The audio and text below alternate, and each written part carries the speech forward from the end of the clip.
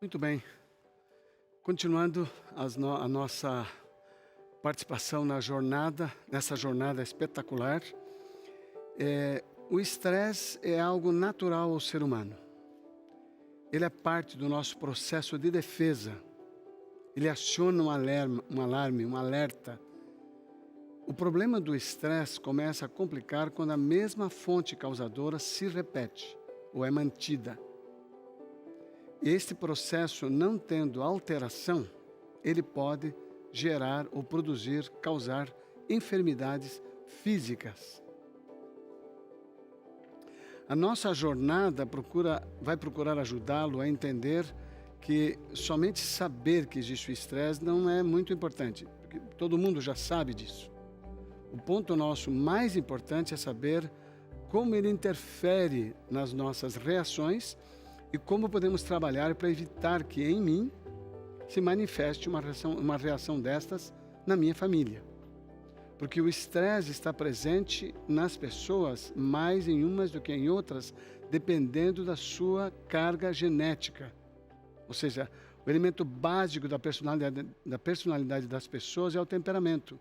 É onde estão os componentes genéticos, químicos, que fazem parte da sua natureza. Então, sem ela fazer nada, ela tem uma facilidade para algumas tendências. Como, por exemplo, a pessoa que se entristece e permanece triste, isso é parte de um fenômeno químico do seu corpo.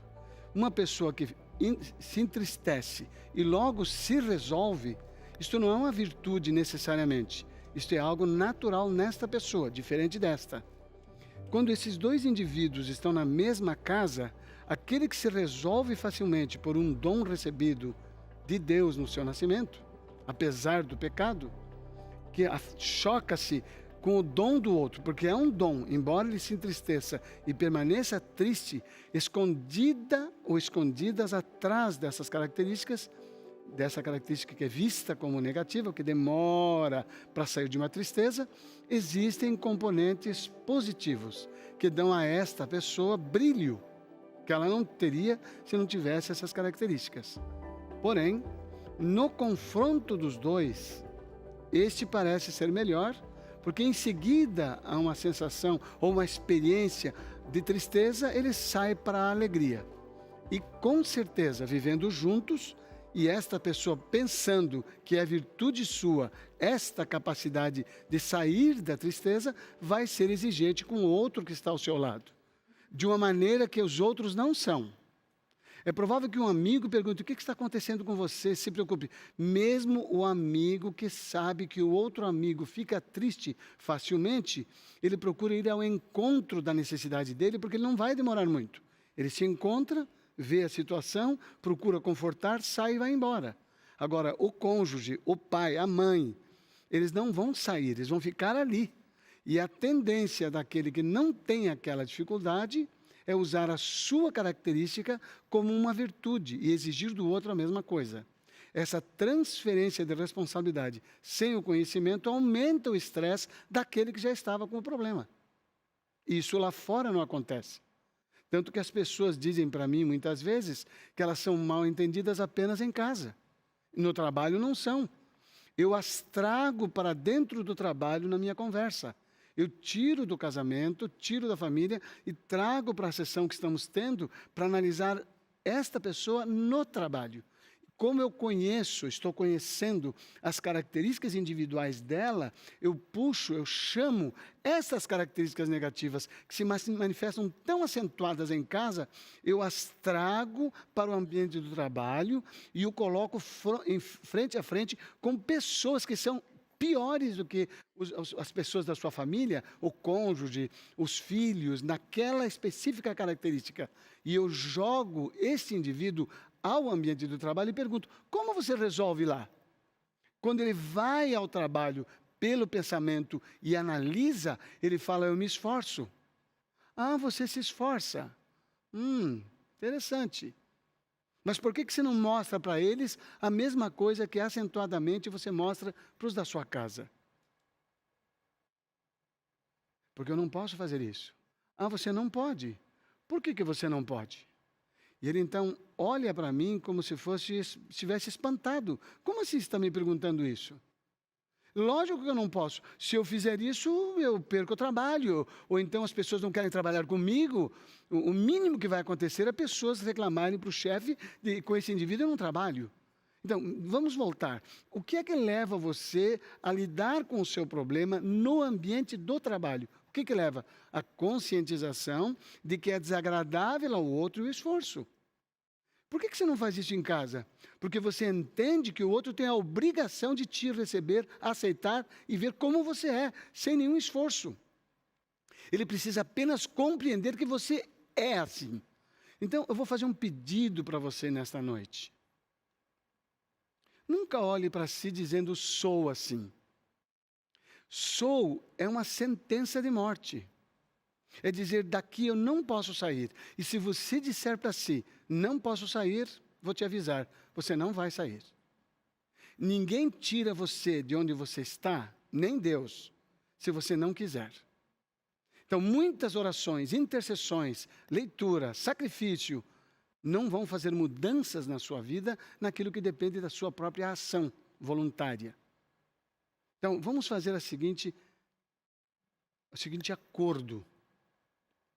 Nas transferências do estresse, na forma de nos aliviarmos do nosso estresse, descarregando-nos da nossa casa, o que é extremamente comum e natural, nós estamos exatamente matando os que poderiam nos salvar. É como se eu estivesse me afogando e uma pessoa viesse me socorrer e eu desse uma pá na cabeça dela para que ela pudesse se afogar também. Morre ela, morro eu. Então, eu transferir, passar, descarregar sobre os da minha casa é matar quem pode me salvar. Ou pelo menos pode aliviar a minha situação. A busca da compreensão é uma busca mútua. Ela não pode ser de um só.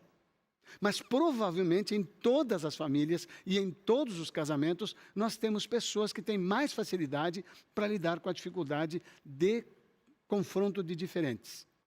Então, vamos fixar o seguinte, bem importante e claro, onde há encontros familiares, só o casal é uma família. O casal e um filho é uma família. O casal e 2 filhos é uma família. O casal, 3 filhos é uma família. Um casal, 2 filhos de um ente que necessita morar junto. Uma sogra, um sogro, um pai e uma mãe. Esse grupo é uma família. Então vamos entender o seguinte, esse ajuntamento de pessoas no mesmo lugar é o confronto de diferentes. O confronto de diferentes é natural, é necessário e é muito útil. Sem a confrontação nós não mudamos, porque nós não precisamos mudar. Eu conheci uma pessoa que se dizia extremamente em vantagem sobre os demais, ela era solteira, e ela disse, eu não casei, porque eu não quero dar satisfação da minha vida a ninguém. Então, se eu quero levantar cedo, eu levanto. Se eu quiser levantar tarde, eu levanto. Se eu quiser levantar e ficar de pijama o dia inteiro, eu fico. E se eu quiser sair de pijama, eu saio também. E se eu quiser comer depois das 2, eu como depois das 2. Se eu não quiser lavar a louça, eu não lavo a louça. Se eu quiser deixar a cama sem arrumar, eu deixo a cama sem arrumar. Esta pessoa considerava que estas atitudes ou estas ações dela eram vantagens. Onde está o crescimento desta pessoa? Eu perguntei para ela, maravilha. Então você está melhorando a cada dia. Eu falei, não estou melhorando. Eu estou bem. Mas está bem. Você está bem. Está completa. A alimentação natural do seu egoísmo faz bem? Não existe um estudo que coopere com você nesse ponto. A confrontação produz o crescimento, a oportunidade do autoconhecimento. Então, ajuntamento, reunião, convivência com pessoas será de diferentes. Não tem 2 iguais. Serão diferentes. As diferenças irão produzir divergências. As divergências são necessárias. As divergências são saudáveis. As diferenças ajudam as pessoas a ver o que o outro vê que você não vê. Por exemplo, 2 pessoas entram numa sala. Uma vê um quadro fora do alinhamento, a outra não vê. As duas são, no caso, é um casal, vivem juntos. Entraram na sala, o quadro torto, um viu e o outro não viu. Aquele que viu falou, você viu o quadro torto? Não, não vi. Olha lá. Aonde? Ali. Olha a linha do teto e olha onde ele está. Nossa, é mesmo, está torto. Esta pessoa que não viu, ela não sofreu com o quadro torto. Aquele que viu sofreu.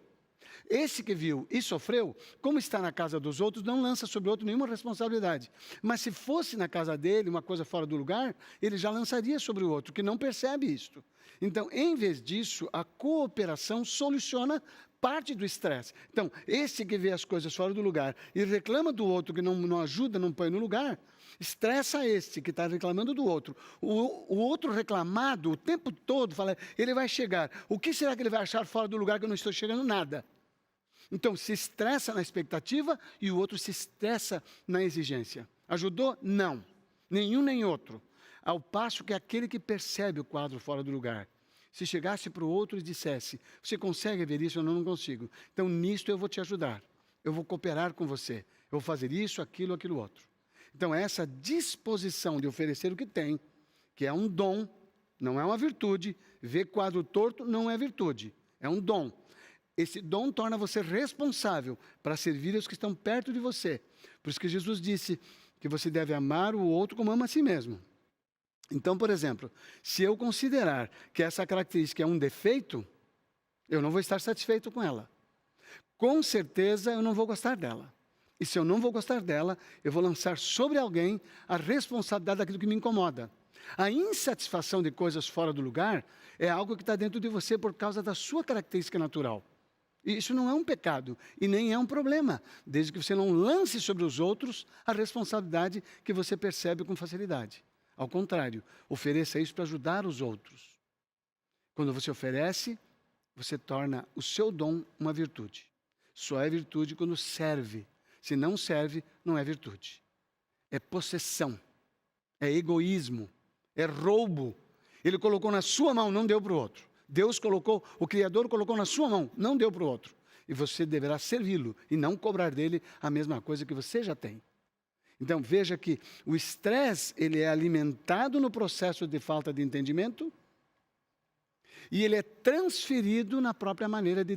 Eu quero descarregar o meu estresse, eu desabo em cima do outro, que já estava sobrecarregado com as minhas exigências diferentes, porque eu sou diferente dele. Eu quero mostrar para vocês, eu quero dar agora algumas informações interessantes através do slide.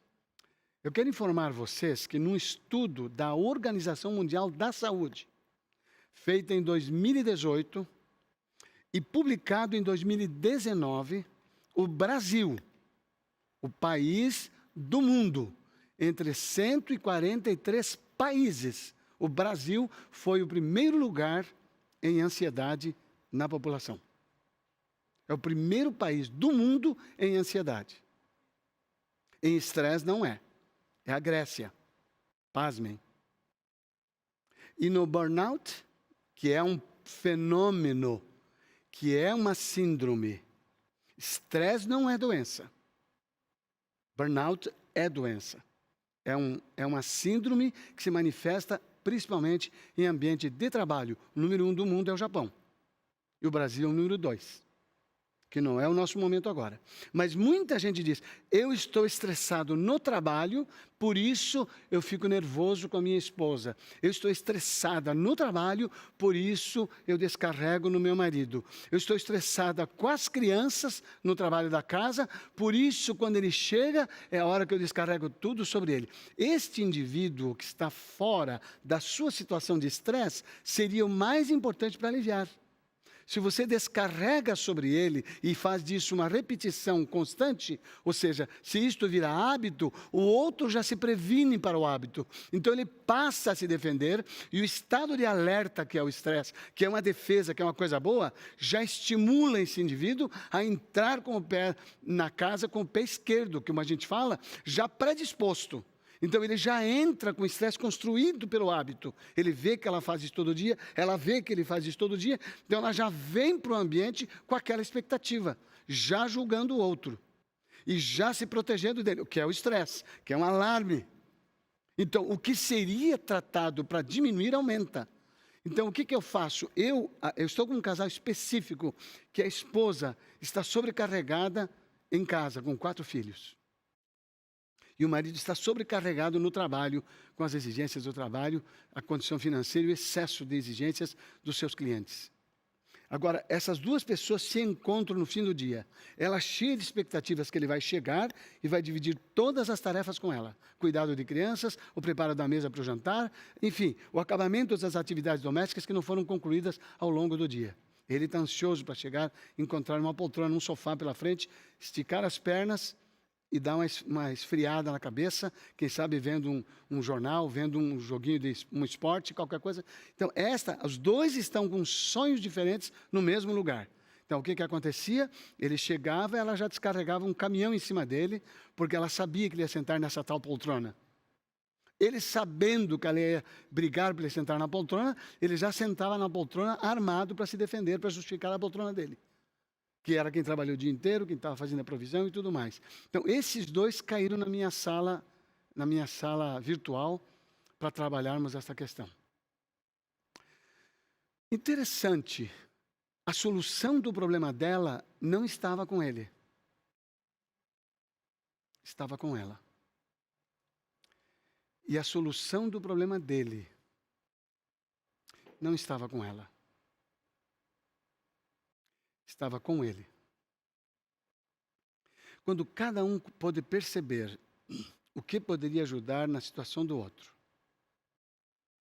o ponto de partida foi: eu admito que a sua dificuldade é diferente da minha, mas é dificuldade. O que para mim, o que você faz, não me incomodaria ou não me estressaria, eu fico imaginando o quanto você fica estressada. Eu quero me solidarizar com você. Eu agora passo a entendê-la.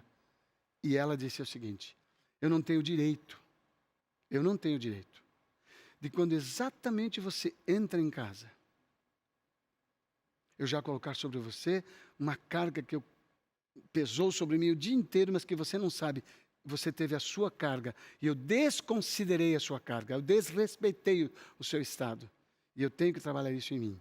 E nesse processo de trabalhar em si, independente do que aconteceu na relação dos dois, ela cresceu como pessoa. Ela tem dado testemunhos para mim do quanto ela se sente melhor consigo mesma. O alívio do estresse não depende da chegada dele, mas antes dele já está acontecendo. E ele não é parte do descarregamento deste estresse. Olhem, por favor, essa pesquisa foi feita em 2014. Estresse é uma exaustão física ou emocional, reação natural do organismo a uma situação de perigo ou ameaça.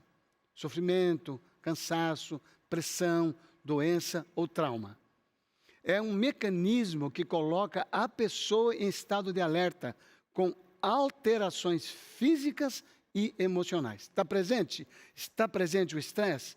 Observe esse quadro. E lembre-se, ele é natural, ele é parte do processo. Estresse não é doença. Mas se as fontes geradoras do estresse forem mantidas continuamente, sem cuidado adequado, poderão vir a causar doenças físicas, emocionais e ou distúrbios psicossociais. Então, estes casos em que a situação está se repetindo, estas pessoas já estão entrando em estado de doenças, é o chamado efeito psicológico sobre o corpo. O corpo está começando a mostrar, alguém tem problema de estômago, o outro tem dor de cabeça, o outro tem asma, o outro tem... Enfim, as manifestações vão ser feitas de acordo com cada organismo, com cada corpo. Então, o que precisamos entender nesta descoberta importante, se mantidas continuamente? Então, alguém vai se estressar mais com a criança? Vai, mais que o outro. Alguém vai se estressar se a comida não está à mesa na hora certa? Vai, um mais que o outro. Alguém vai se estressar se o grupo familiar que vai entrar no carro atrasa para entrar no carro? Vai, um provavelmente mais que o outro. Alguém vai se estressar por levantar cedo, não gosta de levantar cedo, mas tem que levantar cedo, se estressa com levantar cedo? Vai ter alguém assim. E vai ter um outro que, ao contrário, rende mais de manhã. Tem o night person e o day person. Então, esses dois indivíduos, um vai se estressar por ver o outro na TV até tarde. E eu não estou defendendo situações aqui, se está certo ou está errado. Não estou defendendo e nem estou acusando. Eu apenas estou mostrando como cada um vai reagir como fonte geradora de estresse. Então, um dorme tarde por ficar em programas de TV. O outro se estressa. Aquele que se estressa por causa do programa, que não é um problema dele, está duplamente perdendo, porque o outro continuou na TV e ele levou para a cama uma preocupação alimentadora do seu estresse. Futuramente, talvez 3 meses, 6 meses, não sei quanto tempo, esta pessoa que foi para a cama vai ter uma alegação sobre o outro de que o que ela está passando é causa dele. Não. Ele teve um erro, vamos admitir assim. Ele teve uma situação de um comportamento inapropriado. Ok, vamos considerar isso. Mas quando ela tomou isto como fonte da sua responsabilidade de ficar repetindo, falando, insistindo, ela alimentou um estresse em si e causou um nele. O que seria uma fonte de lazer para ele, de descanso, virou uma fonte de conflito e de desconforto e desencontro. O que vai acontecer, se não adoecerem, o que vai acontecer fatalmente, se não adoecerem, é cada um evitar o outro. Você me incomoda. Você é que me incomoda. Lógico. Lógico. E nós não precisamos analisar se está certo ficar até tarde ou não está certo ficar até tarde. Nós estamos com foco no estresse, numa fonte de estresse. Qual que é a fonte do estresse dela? Se importar que ele fica até tarde. Está errado? Eventualmente eu posso dizer que sim. Depende da hora que esse cara levanta. Sim, a pessoa que dorme depois das 10 está provado. Tem estudos científicos abundantes por aí para provar que quem dorme depois das 10 começa a ter prejuízo de qualidade do sono. Mesmo que durma 9 horas, mesmo que durma 10 horas. Quem passa das 11 entra num processo cada vez pior. Meia-noite, então, nem se fala. Ok, mas nosso foco não é este. Esta pessoa, bom, pelo menos eu posso dizer isso, esta pessoa que está adoecendo fisicamente por um mau hábito de deitar e descansar, ele está adoecendo, provavelmente vai adoecer, vai aparecer em algum lugar do corpo dele, com certeza vai. No mínimo, envelhecimento precoce dos seus neurônios, vai perdendo, porque ele está gastando fora do necessário e da maneira útil, o corpo despende mais, ok. Mas vamos deixar isso de lado? Esse é o prejuízo dele. Mas ele está na frente da TV. De uma coisa que ele gosta. Ele está curtindo. A última coisa que esse cara está é estressado. Pelo menos o nosso foco aqui agora é o estresse. Eu não estou focalizando se o problema dele é grave ou não. Estou focalizando a relação em si. O alimentador do estresse. Porque se ela for mantida continuamente, sem cuidado adequado, qual que é o cuidado adequado? O primeiro deles é o que você mesmo faz. Isso que eu estou dizendo aqui agora. O segundo dele é a busca de um profissional. Tem vezes que a dificuldade que eu tenho com o meu cônjuge não se resolve apenas com um diálogo. E é bom que haja o diálogo. É bom que depois de uma jornada, como vocês vão ter nesse final de semana, como nós estamos tendo nesse final de semana, um casal eventualmente conversa entre si. Fala, olha, veja bem, eu vou parar de pegar no seu pé, eu entendi, eu tenho sido a fonte do seu estresse, mas eu não consigo lidar com isso sozinha. Vamos procurar uma ajuda? Eu não consigo lidar com isso sozinho. Vamos procurar a ajuda de um profissional? Aí vamos procurar um terapeuta que nos ajude, terapeuta de família, psicólogo, ou até o próprio psiquiatra, que é um médico amigo. Vamos lá trabalhar com essa pessoa? Vamos buscar ajuda? Vamos buscar alguém, um conselheiro, um terapeuta que nos ajude a perceber o que não percebemos? Porque eu agora entendi, eu só não sei como fazer. Esse é um exemplo. A não ser que tenha cuidado adequado. Qual que é o outro cuidado adequado? Parar de pegar no pé do outro, que não tira o estresse seu, aumenta o dele e o seu também. Então, esta pessoa que foi dormir, fazendo isso, dormiu mal. E não mudou a situação do outro, nem da TV. Mas se ela tivesse dito, eu fiz a minha parte, não consigo, deixa eu deixá-lo onde está, que pelo menos um elemento eu elimino de nós dois. Não teremos estresse, nem eu nem ele. Eu vou respeitar a escolha dele, ainda que prejudicial. Porque veja bem, ninguém muda alguém. Vou repetir, ninguém muda alguém. Somente a própria pessoa tem o poder de fazer isso. Outra pessoa não pode. Eu posso fazer em mim. A Yara não pode, a minha esposa. Ela não pode. Ela pode me dizer, eu estou preocupado com você. Ok, muito obrigado. Dali para frente, o que ela faz? Descansa da sua preocupação. E se eu morrer antes? Bom, faz o sepultamento mais cedo. Mas ela não pode mudar o que eu não quero mudar. Mas se ela insistir, eu vou adoecer e ela também. Não com o problema que eu tenho, mas com a maneira estressante que um alimenta no outro. Então, esta é uma solução que pode se ter. Olhem, avançando na nossa reflexão, olhem só isso aqui. Uma pesquisa em 2014, com adultos de 18 a 75 anos, mostrou alto índice de estresse nessa faixa etária, 18 a 75 anos. 34 pontos, isso no Brasil, 34,26 mostraram níveis extremos de estresse. Qual é o nível de estresse? De 0 a 10. 10 é o máximo. Olha, 34,26 no Brasil mostraram níveis extremos de estresse. 4,2 já estavam morrendo, porque estavam no pico do estresse extremo, que é 10. Batendo lá em cima. 55,60 revelaram ansiedade. E aqui, agora voltando à informação que eu dei da Organização Mundial da Saúde, o Brasil é o país número 1 de ansiedade, é o mais ansioso do mundo. Por quê? Nós nos importamos com o que os outros pensam. Isso não é uma virtude. Ela é uma qualidade quando nós socorremos o outro. Mas quando eu fico, eu vou para a rua, o que vão achar de mim com esse óculos? O que vão achar de mim com essa calça? O que vão achar de mim com essa blusa? O meu cabelo, não sei de que jeito. Essas preocupações que a mídia empurra sobre nós, porque a mídia oficial, tanto na venda de produtos que fazem propagandas com pessoas belas, com o cabelo que faz assim, esvoaçante. Eu fui procurar um shampoo que dava volume, não aumentou nada o meu cabelo. Então, imagina se eu estou esperando isso, eu estava lascado. Porque, comprei um shampoo, meu cabelo ficou do mesmo tamanho. Eu queria volume, não deu volume. Mas a pressão da mídia faz com que busque valores que não são importantes. E você começa a olhar. Os seriados são terríveis nesse aspecto. A novela é um tipo de seriado. As pessoas olham e olham e olham. E são passados modelos que as pessoas querem imitar. Inclusive de relacionamentos criados no papel. Eles não existem na vida real. Criados no papel. E essas pessoas ficam alimentando o seu subconsciente com informações como se fossem conceitos, porque é uma grande organização, é uma grande televisão, uma grande audiência, então vão alimentando. Eu coloquei uma propaganda de uma escola adventista uma vez, e o momento mais caro da propaganda era novelas. Mais que jornal principal, mais que muitos programas de nome alto, de nome destacado, de audiência boa. Porque na novela, ele disse, nós temos o mais alto índice de audiência da nossa televisão. E lá ficam as pessoas, lá está o Brasil, se alimentando disto, para depois cultivar a ansiedade que alimenta o estresse.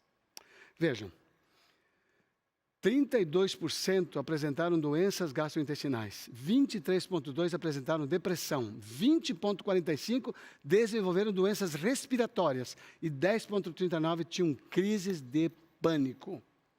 Agora veja quais são as causas, e isso é importante para nós concluirmos. Quais são os principais causadores do estresse? Em primeiro lugar, relacionamento familiar e amoroso. É ali. É o mais importante lugar. Segundo, dificuldades financeiras. Terceiro, sobrecarga de trabalho. Muitas horas ou muita exigência de resultados. A fonte dessa pesquisa é o Instituto de Psicologia e de Controle do Estresse, IPCS. Eu quero deixar com vocês uma reflexão interessante. Deus tem recados para nós, que você tem que pensar sobre si, até talvez antes de procurar outra ajuda. E depois pode procurar ajuda. Olhem só, a esperança que se retarda deixa o coração doente, mas o anseio satisfeito é árvore de vida. Avalie o que você está esperando. Não alimente o que você não pode. Alimentar que o outro mude, você não pode. Você vai, ele vai mudar, ela vai mudar, ele vai mudar, ela vai mudar. Meu filho vai mudar, ele não vai ser assim. Se alimenta e se retarda. O que ele faz? Ele adoece. Ele deixa o coração adoecido. O anseio satisfeito agrada a alma, mas o tolo detesta afastar-se do mal. Tem gente que não para de pegar no pé do outro. E adoece, mas não larga disto. E o outro texto diz, o coração em paz dá vida ao corpo, mas a inveja apodrece os ossos, ou faz apodrecer os ossos. Ou seja, quando você fica querendo o que não tem, você vai alimentar uma expectativa ela não será satisfeita, você vai alimentar uma ansiedade, vai produzir mais estresse e você pode chegar a uma depressão.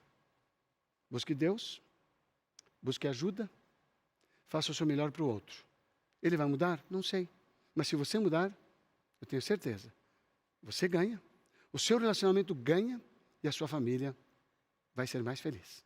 Que Deus te ajude.